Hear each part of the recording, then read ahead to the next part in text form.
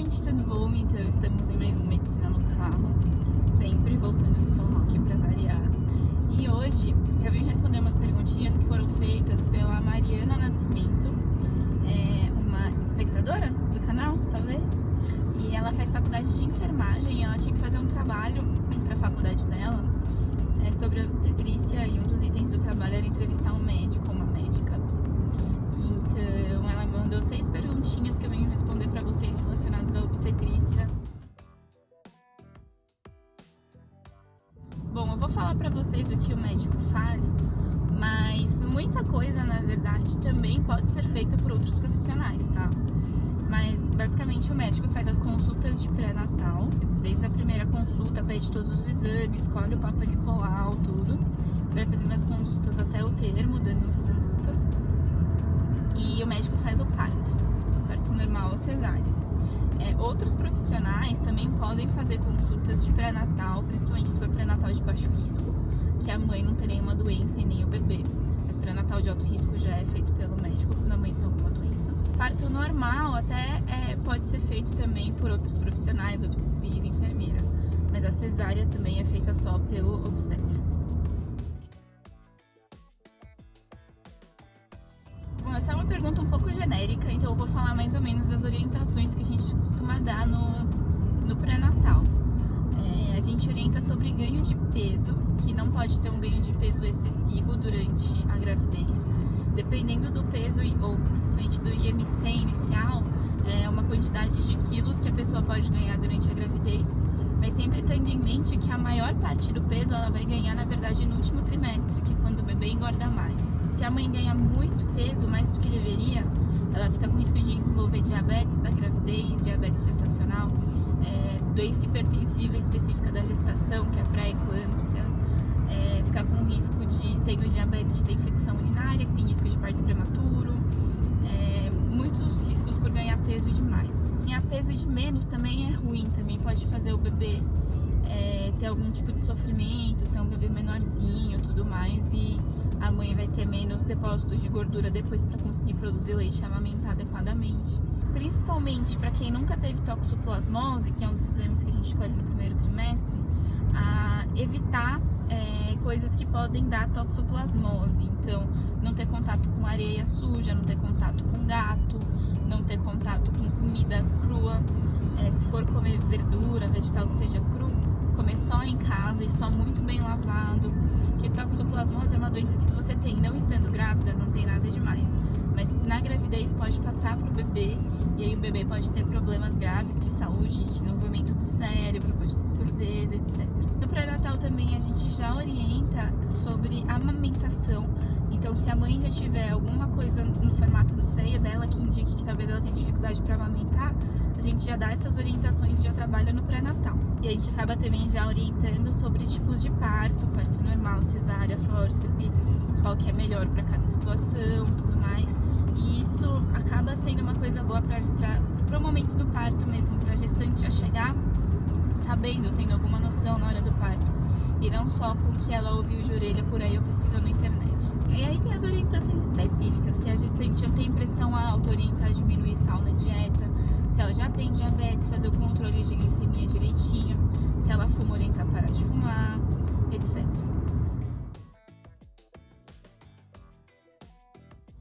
Isso é uma questão polêmica, ainda mais para abordar assim na internet, né? Mas vamos lá.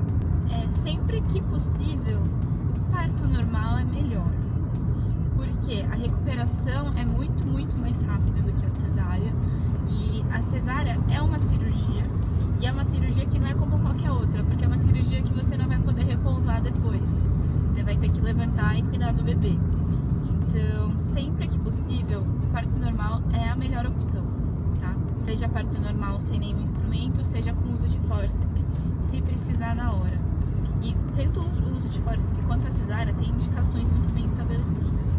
O uso de fórceps, no caso, é quando a mãe já está com dilatação total, os 10 centímetros, o bebê já está com a cabecinha bem baixa e você já está há mais de 1, 2 ou 3 horas, dependendo do estado da mãe, e o bebê não nasceu. Ou se está nessa situação e não passou esse tempo, mas começa a ter sinais de que o bebê está sofrendo. A gente fica monitorizando o bebê, se tem algum sinal de sofrimento, e E é mais rápido fazer o fórceps do que a cesárea, a gente faz o fórceps. E cesárea tem indicações muito bem estabelecidas. Algumas são já de antes do parto, que levam a gente a marcar a cesárea direta com 39 semanas ou até antes. E outras são na hora do parto. Então, antes do parto, indicação para cesárea é 2 cesáreas anteriores. Então, se a mãe já teve 2 cesáreas anteriores, ela não pode entrar em trabalho de parto, sob o risco do útero dela romper. Se o bebê está sentadinho, o bebê pélvico, a apresentação pélvica em geral é indicado parto cesárea. Porque o problema disso é que a cabeça do bebê é o maior diâmetro. Então, se a mãe nunca teve nenhum parto normal, principalmente, mas mesmo que tenha tido um parto normal anterior, a gente não sabe se esse bebê é maior que o outro, tem o risco do corpo do bebê sair e a cabeça ficar presa e não passar. E é uma situação muito complicada. Então, se o bebê tá sentadinho, pélvico ou transverso de ladinho, não dá pra ser normal, tem que ser cesárea. Gemelar, tem algumas condições específicas que gemelar pode nascer por parto normal.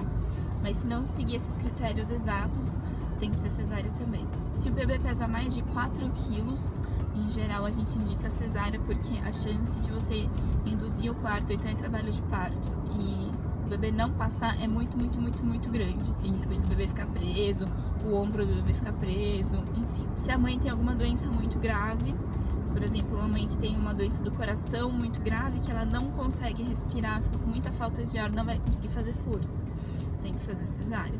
Ou se o bebê tem alguma doença muito grave que impossibilita, então tem uma doença, por exemplo, que é a gastrosquise ou um falocele, que o bebê fica com... a barriga do bebê não fecha e o intestino fica pra fora.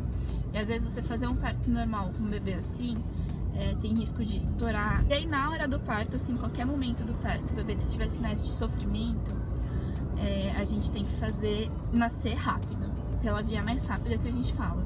Em geral é cesárea, se estiver já com dilatação total, a via mais rápida às vezes é o fórceps. Existe no Brasil a opção de se fazer uma cesárea letiva e isso é uma indicação de cesárea. A gente orienta a mãe sempre os prós e contras do parto normal da cesárea e ela escolhe. E aí se ela quiser fazer cesárea, não sendo no SUS é sempre normal, mas no privado ela pode escolher ter cesárea e aí desde que seja com 39 semanas, porque antes disso o bebê não tá com desenvolvimento completo, tá? E aí se antes disso ela entrar em trabalho de parto e resolver que é cesárea mesmo assim, beleza, aí faz cesárea sem problema antes. Uma desvantagem do parto normal que pouca gente comenta, principalmente para quem tem muito filho depois, é que tem o risco de ter problemas uroginecológicos, então ficar com a bexiga caída, como o pessoal fala, ou fazendo xixi, perdendo xixi na calça, quando ficar mais velho, por ter tido muitos filhos, pela vagina ter passado por muitos traumas e eventualmente pode ter esse problema e pode ter que fazer uma cirurgia depois. Mas isso em geral é para quem tem filhos muito grandes, então mais de 4 quilos entra nisso, ou para quem tem muitos filhos por parto normal.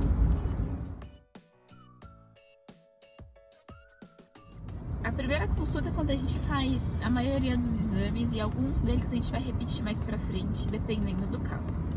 Então, na primeira consulta que a gente sempre pede é sorologias todas da mãe, de hepatite B, hepatite C, HIV, sífilis, toxoplasmose e rubéola. E HIV e sífilis a gente repete no 3º trimestre, porque são doenças que se a mãe tem, principalmente HIV e sífilis, se a mãe tem, a gente tem que tomar cuidados especiais com a criança. As hepatites, a gente em geral não repete, mas se a mãe não for vacinada para hepatite B, a gente pode dar a vacina durante a gravidez. Toxoplasmose e rubéola é pra gente ter uma noção, porque são doenças que se a mãe tiver, o bebê pode ter algum problema.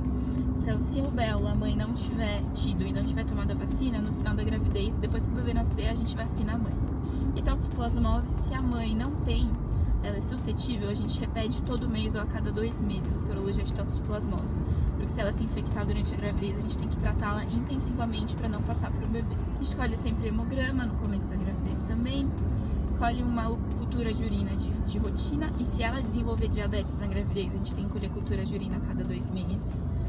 Colhe uma glicemia de jejum para ver se ela já não tem diabetes. E se ela não tiver, no 2º trimestre a gente colhe um GTT, que é um teste de tolerância oral à glicose, que é um teste ainda mais sensível para diabetes, para ver se ela não tem mesmo diabetes na gravidez. Escolhido exame da tireoide também no 1º trimestre, na primeira consulta. Tipagem sanguínea da mãe a gente colhe.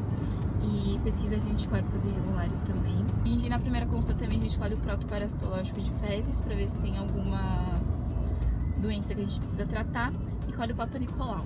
São feitos os ultrassons durante a gravidez, mínimo 4 ultrassons têm que ser feitos. Aí doenças específicas podem ter que colher outros exames ao longo da gravidez. E no terceiro trimestre tem que colher o estrepto, que é o teste do cotonete, para ver se tem uma bactériazinha no canal de parto, que a gente tem que tratar na hora do parto para não ter risco do bebê ter sepse neonatal. Eu sinto que essa pergunta meio que já respondi, assim, meio que as orientações que a gente dá, né? Mas uma gravidez de risco que a gente fala, tem sempre assim, se o bebê tem alguma doença ou se a mãe tem alguma doença. Mas tem outras coisas que podem levar uma gravidez a ser de risco. Por exemplo, uma mãe com mais de 35 anos já tem um risco maior de desenvolver pressão alta e diabetes na gravidez. Uma mãe obesa, uma mãe que fuma, que usa outras drogas, bebe durante a gravidez, tudo isso acarreta risco para a gravidez. Se a mãe já tem outro filho que tem algum problema de saúde, principalmente se for genético, também tem mais risco. E os mais comuns que acabam trazendo mais risco para a gravidez são pressão alta e diabetes.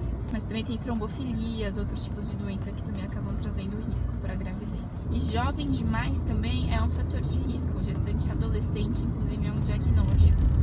E tanto pelo fator social e psicológico, quanto pelo corpo mesmo. Elas têm uma bacia menor. Então, para elas o parto pode ser mais difícil. Elas têm uma chance maior de não conseguir ter um parto normal. Ai, que pergunta difícil essa. Uma das coisas que sempre me perguntam, assim, principalmente quando a gente tem alguma situação difícil, assim, durante um parto, ou no puerpério, ou enfim, durante a gravidez, pré-natal, que todas as mães sempre perguntam: você tem filho? Então você não sabe o que eu tô passando. E isso sempre me deixa com uma raivinha. Mas, por um lado, é verdade, porque eu não tenho filho, eu nunca passei por uma gravidez, eu não sei como é.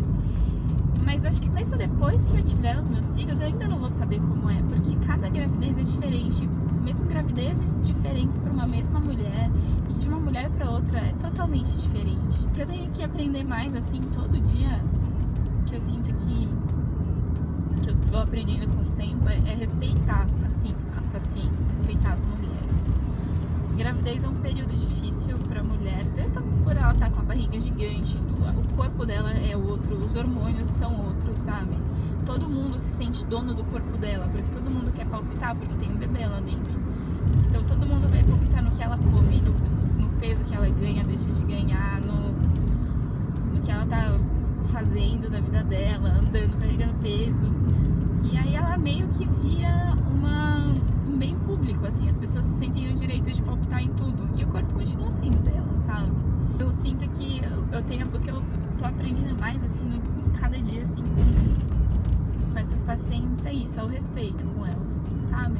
E às vezes elas estão estressadas mesmo, estão nervosas, estão bravas, e elas têm o direito de estar, é uma situação complicada, é uma coisa linda, mas é difícil pra caramba, sabe? Então, eu sinto que uma coisa que eu tô aprendendo muito é ter respeito com as pacientes, assim. Mesmo quando elas estão super nervosas, estressadas e querem descontar na gente. Então é isso. Espero que eu tenha respondido de uma forma mais ou menos satisfatória. São perguntas muito abrangentes, então é difícil dar respostas muito fechadas, mas mais ou menos é assim que a gente faz.